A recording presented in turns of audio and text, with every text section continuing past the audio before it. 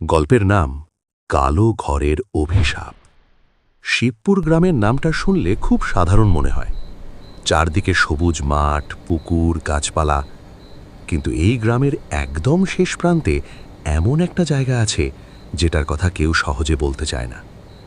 বড় একটা পুরনো বটগাছের পাশে দাঁড়িয়ে আছে একটা ভাঙা বাড়ি, যেটাকে সবাই কালো ঘর বলে চেনে।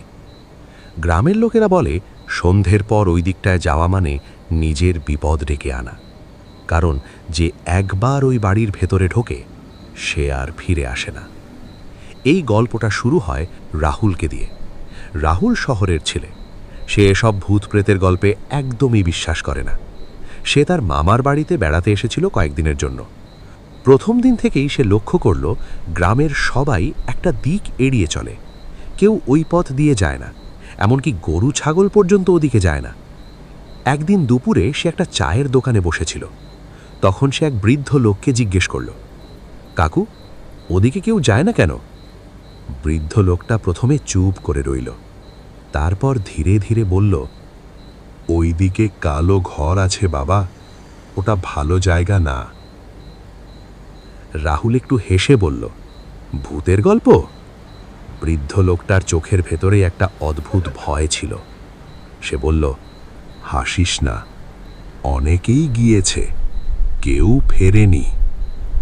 এই কথাটা শুনে রাহুলের কৌতূহল আরও বেড়ে গেল।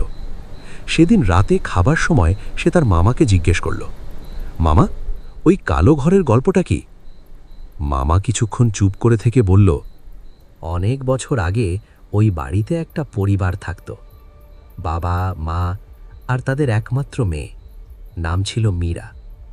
মীরা খুব ভালো মেয়ে ছিল, কিন্তু হঠাৎ করেই সে বদলে যেতে শুরু করলো। রাতের বেলা সে একা একা কথা বলতো, কারো সাথে না থেকেও হাসতো, আর মাঝে মাঝে বলতো, ওরা আমাকে ডাকছে। রাহুল বলল, তারপর? মামা একটু নিচু গলায় বলল, এক রাতে হঠাৎ সেই বাড়ি থেকে চিৎকার শোনা যায়। গ্রামের লোকেরা দৌড়ে যায়, দেখে পুরো বাড়িতে আগুন লেগে গেছে। আগুন নেভানোর পর মীরার মা বাবা মৃত অবস্থায় পাওয়া যায়, কিন্তু মীরা উধাও।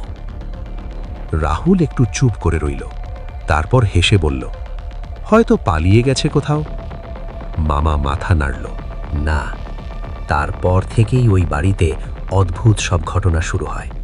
রাতে দরজা নিজে নিজে খুলে যায়, ভেতর থেকে কান্নার শব্দ আসে, আর যারা কৌতূহল নিয়ে ঢুকতে গেছে তারা আর ফেরেনি। এই কথাগুলো শুনে রাহুলের মনে ভয় না, বরং একটা অদ্ভুত উত্তেজনা কাজ করতে লাগলো। সে ঠিক করল আজ রাতেই সে যাবে। রাত প্রায় 12টা, চারদিকে গভীর নিস্তব্ধতা, মাঝে মাঝে কুকুরের ডেকে ওঠা ছাড়া আর কোনো শব্দ নেই। রাহুল টর্চ নিয়ে আস্তে আস্তে বাড়ি থেকে বেরিয়ে পড়ল। কালো ঘরের সামনে এসে সে থেমে গেল। বাড়িটার দিকে তাকাতেই তার বুকের ভেতর কেমন যেন চাপ লাগলো। জানালাগুলো ভাঙা, দেওয়াল কালো হয়ে গেছে, আর দরজাটা আধ খোলা। মনে হচ্ছিল যেন বাড়িটা তাকে ভেতরে ডাকছে। রাহুল ধীরে ধীরে ভেতরে ঢুকল, আর ঢুকতেই কির, দরজাটা নিজে নিজে বন্ধ হয়ে গেল। রাহুল চমকে উঠল। সে দরজাটা খুলতে গেল, কিন্তু দরজা যেন বাইরে থেকে কেউ চেপে ধরে রেখেছে। অনেক চেষ্টা করেও সে খুলতে পারল না। সে নিজেকে শান্ত করার চেষ্টা করল, বলল, এগুলো কিছু না, হয়তো বাতাস। সে টর্চ জ্বালিয়ে চারদিকে তাকাতে লাগল।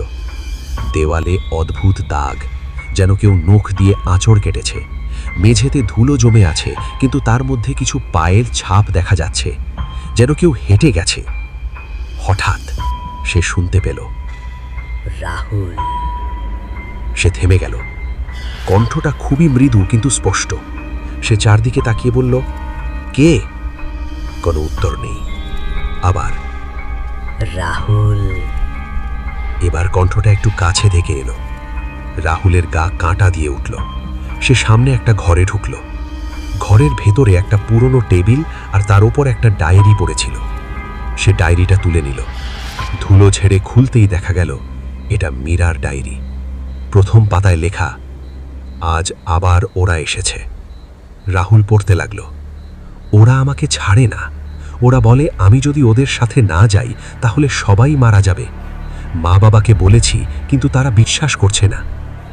আজ রাতে ওরা আবার আসবে। আমি খুব ভয় পাচ্ছি। রাহুলের হাত কাঁপতে লাগলো। ঠিক তখনই ঘরের ভেতরের বাতাস হঠাৎ ঠান্ডা হয়ে গেল। তার টর্চটা ফ্লিক করতে করতে নিভে গেল। পুরো ঘর অন্ধকারে ঢেকে গেল। আর সেই অন্ধকারের ভেতর থেকে একটা কণ্ঠ ভেসে এলো, তুমি কেন এসেছ? রাহুলের গলা শুকিয়ে গেল। সে ধীরে ধীরে পেছনে ঘুরল, আর যা দেখল, একটা মেয়ে দাঁড়িয়ে আছে। সাদা পোশাক, চুলগুলো এলোমেলো, মুখের একপাশ পুড়ে গেছে, আর চোখ দুটো পুরো কালো। সে ধীরে ধীরে রাহুলের দিকে এগিয়ে আসছে। রাহুল দৌড়াতে গেল, কিন্তু তার পা যেন মাটিতে আটকে গেছে। মেয়েটা কাছে এসে ফিসফিস করে বলল, তুমিও থাকবে এখানে। হঠাৎ রাহুল নিজের সব শক্তি দিয়ে ছুটে বেরিয়ে গেল। সে দৌড়াতে লাগলো, কিন্তু কয়েক সেকেন্ড পরেই সে বুঝল সে আবার সেই একই ঘরে ফিরে এসেছে। দরজাগুলো বদলে যাচ্ছে, রাস্তা ঘুরে ঘুরে একই জায়গায় নিয়ে আসছে। চারদিকে ফিসফিস শব্দ, থেকে যাও, থেকে যাও। রাহুল চিৎকার করে উঠল, আমাকে ছেড়ে দাও। হঠাৎ সেই মেয়েটা আবার সামনে এসে দাঁড়ালো। সে ধীরে বলল, আমি একা নই। তার চারপাশে অন্ধকার থেকে আরো অনেকগুলো ছায়া বেরিয়ে আসতে লাগলো। সবাই রাহুলের দিকে তাকিয়ে আছে। মেয়েটা বলল, যারা এখানে এসেছে তারা সবাই এখানে আছে, তুমি বেরোতে পারবে না। রাহুল কাঁদতে কাঁদতে বলল, তুমি কি চাও? মেয়েটা কিছুক্ষণ চুপ করে থেকে বলল, আমাকে মুক্তি দাও। আমার শরীর এখনো এই বাড়ির নিচে চাপা পড়ে আছে। যদি আমাকে মুক্তি দাও, তাহলে হয়তো তুমি বাঁচতে পারো। রাহুল আর দেরি করল না। সে একটা ভাঙা লাঠি নিয়ে মেঝে খুঁড়তে শুরু করলো। হঠাৎ সে একটা হার পেল, তার সাথে একটা ছোট্ট ব্রেসলেট। ঠিক তখনই পুরো বাড়ি কাঁপতে শুরু করলো। চারদিকে চিৎকার, না! ছায়াগুলো এক একে অদৃশ্য হতে লাগলো। মেয়েটার মুখ ধীরে ধীরে স্বাভাবিক হয়ে গেল।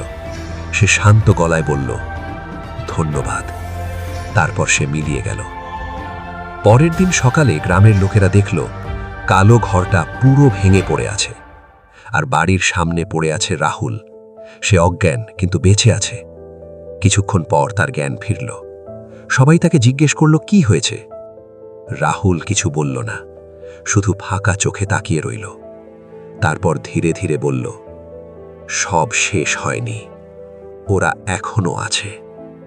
সেদিনের পর থেকে রাহুল আর আগের মতো নেই। সে মাঝে মাঝে একা একা কথা বলে, হাসে, আর রাতে চিৎকার করে ওঠে।